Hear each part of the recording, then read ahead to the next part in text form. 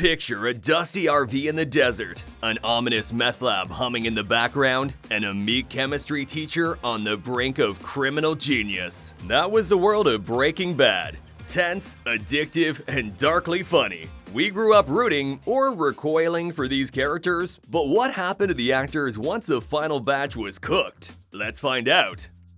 He started as a mild-mannered teacher who couldn't pay his bills, then flipped into Heisenberg. Goddamn right. The desert's resident supervillain in tidy whities. No one suspected Dad from a sitcom would become the scariest bald guy on cable. After Walt's Last Stand, Bryan Cranston roared into Godzilla in 2014, showed off his Oscar-nominated chops in Trumbo in 2015, and slithered through The Infiltrator in 2016. Between Broadway runs and quirky cameos, he found time to headline Your Honor, solidifying his pedigree as a dramatic powerhouse who can anchor prestige TV almost as well as he cooks up trouble. He's collected awards faster than Walt laundered money, all while trying to outrun the ghost of Heisenberg. Fans still call him Mr. White on the street, but he's embraced it with wry humor. Whether launching a new theatrical production or signing on to a film, Cranston remains a hot commodity, proving that pivoting from comedic dad to terrifying anti-hero can pay off big time. He was that fast-talking, ethically flexible lawyer in blinding suits who'd get criminals off the hook with a grin and a bribe. Saul Goodman offered comedic relief and moral chaos in equal measure, turning legal advice into a carnival of questionable deals. Right after the desert dust settled, Bob fronted the spin-off Better Call Saul, kicking off in 2015, catapulting him from supporting clown to nuanced leading man. He later appeared in The Post, flexed unexpected action chops in Nobody, and kept fueling comedic projects behind the scenes. Meanwhile, his brother Bill Odenkirk wrote for The Simpsons and Futurama, proving creativity clearly runs in the family. A sudden health scare put him on hiatus for a bit, reminding everyone that even unstoppable hustlers need to rest. Fans rallied around him, reaffirming his beloved status. Standing at the crossroads of comedy and drama, Bob keeps picking roles that blend deadpan humor with raw intensity. Saul might have been a wild card, but Odenkirk is the real deal. He was Walt's perpetually panicked sidekick, known for his expletive-laden catchphrases and meltdown moments. Jesse Pinkman wore his heart on his sleeve and a beanie on his head, stumbling through each drug deal like a puppy lost in a thunderstorm. Aaron Paul launched Need for Speed in 2014, hoping to translate frantic energy into a mainstream blockbuster. He also dipped into biblical epics with Exodus, Gods and Kings also in 2014. He then went on to voice a lovable slacker in BoJack Horseman and popped up in Westworld, yet each role struggled to replicate the stratospheric fame Jesse delivered. Year by year, his initial surge of popularity seemed to wane. He juggled fatherhood and philanthropy, grateful for the die-hard Jesse fans who stuck around. But the post-Breaking Bad hype never quite matched that original high. He's still booking projects in film and TV, hoping to reignite the lightning-in-a-bottle success that was Jesse Pinkman, and occasionally succeeding with smaller but heartfelt performances. Jane had a bohemian spirit and a knack for heartbreak, pulling Jesse into a romance that spelled doom. She radiated artistic cool, often overshadowing the chaos swirling around them, until tragedy struck harder than Walt's temper. After Jane's haunting exit, Krysten Ritter brought comedic bite to Don't Trust the Bee in Apartment 23. She then morphed into a fierce heroine in Jessica Jones, showcasing depth and snark. Recent additions include Love and Death and Orphan Black Echoes, signaling her comfort in roles that carry tension, wit, and a dash of dark humor. She balanced these intense parts with personal pursuits, including writing a novel and stepping into motherhood, with fans embracing her brand as a stylish, sharp-tongued icon. Nowadays, Krysten's branching into producing, occasionally returning to the small screen in roles that prove Jane's edgy spirit never truly left her repertoire. He was the unflappable kingpin who served fried chicken with a side of terror, greeting you with a polite smile one second and orchestrating total mayhem the next. Gus Fring introduced new heights of calm intimidation.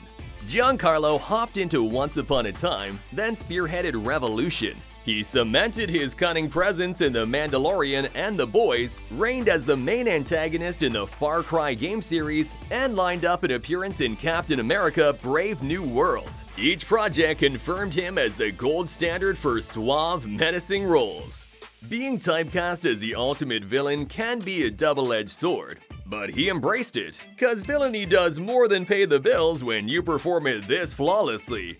Giancarlo reigns over top-tier TV and film, maintaining a sophisticated edge that audiences crave. The man took Gus's stare and turned it into a chilling brand.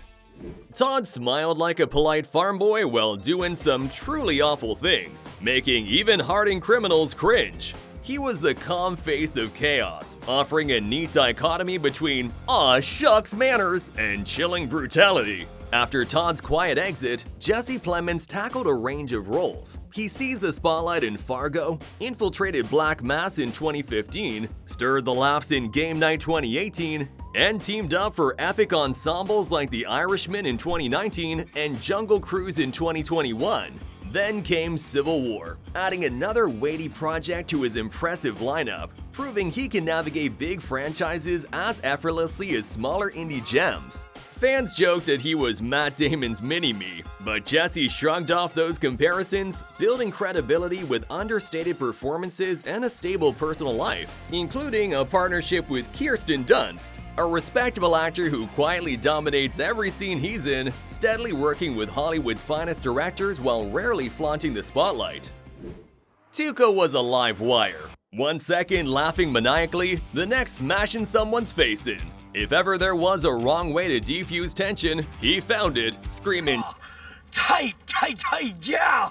as his twisted catchphrase. Raymond continued battling law enforcement on major crimes, but briefly revisited the cartel world in Better Call Saul. In quieter fashion, he took smaller TV and film roles, eventually surfacing in Blue Miracle, showing a gentler side, though fans still half expected him to break out that crazed grin any second. Off-screen, he's reportedly very mild-mannered, embracing roles that break from the feral gangster mold.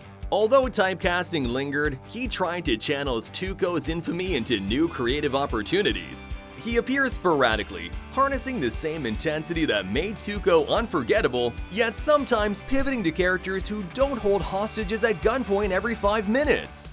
Style: straight-shooting family drama with a side of pointed wit. Skyler tried to keep her family afloat as Walt spiraled into the drug trade. Whether stashing cash in crawl spaces or giving Walt the silent treatment, she struggled to maintain normalcy while everything crumbled. After leaving Skyler's turmoil behind, Gunn joined Grace Point in 2014, channeling a detective's perspective in a moody small-town mystery. She explored stage roles, tested smaller indie projects, and toyed with comedic angles here and there. She confronted an intense wave of negativity from fans of the show who bizarrely blamed Skyler for Walt's decisions. It took some thick skin and thoughtful interviews to remind viewers that she was, in fact, acting. Steadily taking on new TV parts and occasionally stepping behind the scenes, Anna shares glimpses of her range that outshine the simpler, nagging wife label. DEA agent Hank Schrader was Heisenberg's biggest threat, and ironically, also his brother-in-law. He balanced comedic bluster, remember his mineral obsession, with an unyielding sense of justice, albeit a bit late in connecting those dots. Dean leapt into Under the Dome from 2013 to 2015, navigated crooked business in CRUZ, and sprinkled in comedic guest appearances that poked fun at his tough cop image. He found new ways to amuse audiences who recognized him as that take-no-guff Fed. While some fans only see him as Hank, the beer-chugging detective who missed the biggest clue for ages. But Norris used that typecasting to his advantage, leaning into comedy and commentary. He continues popping up in TV and film, occasionally playing lawmen but also branching into roles that let him show off more nuance and fewer stakeouts. All these years later, and Breaking Bad still packs a punch, and so do its stars. From Cranston's Emmy-stacked shelf to Giancarlo's chilling villain marathon, they've each chartered new paths beyond Walt's empire. Some soared effortlessly, while others faced stumbles or typecasting, but their legacies remain tied to that iconic Albuquerque meltdown. Maybe it's about time to rewatch Walt and Jesse's Misadventures, or a perfect time to dive into those spin-offs and appreciate how these actors have evolved after cooking up one of TV's most addictive sagas.